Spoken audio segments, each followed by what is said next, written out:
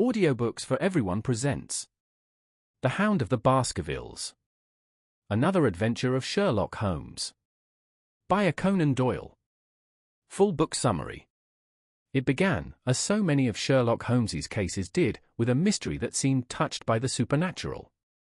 At 221B, Baker Street, a country doctor named Dr. James Mortimer arrived with a strange tale and an even stranger request.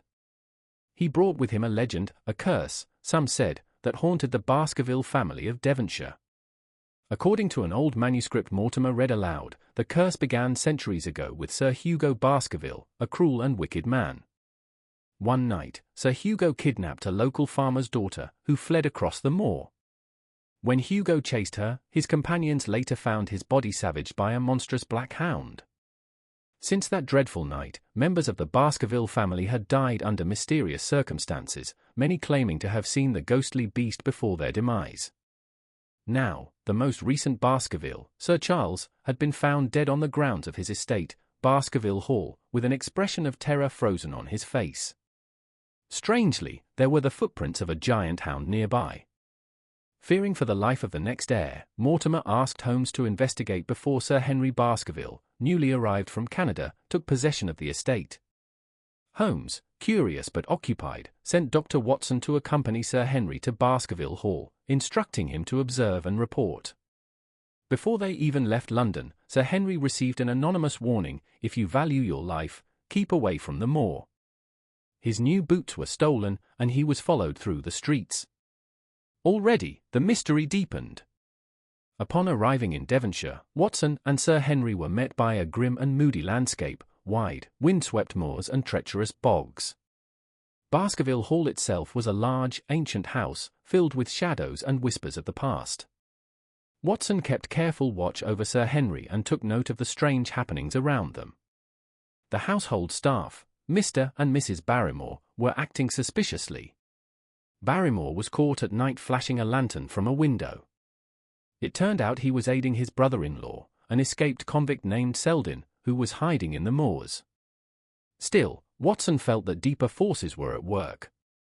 He interviewed locals and learned of a mysterious man who had been seen living in one of the stone huts out on the moor.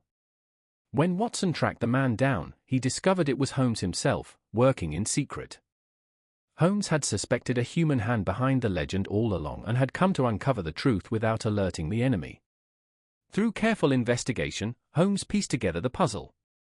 The key lay not in ancient curses but in cold ambition.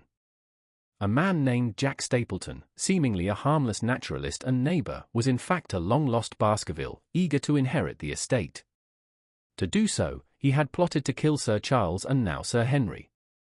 Stapleton had acquired a large, fierce hound and had trained it to pursue his victims. He had even painted its mouth with phosphorus, making it glow in the dark and feeding the myth of a spectral beast. Sir Charles, already fearful of the curse, had been lured to his death by Stapleton, who used his beautiful sister Beryl as bait.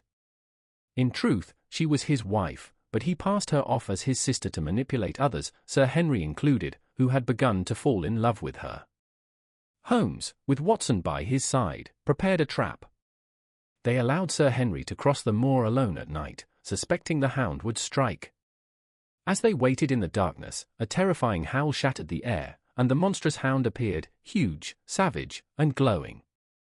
It lunged at Sir Henry, but Holmes and Watson shot the beast just in time, revealing it to be a real dog made to look otherworldly.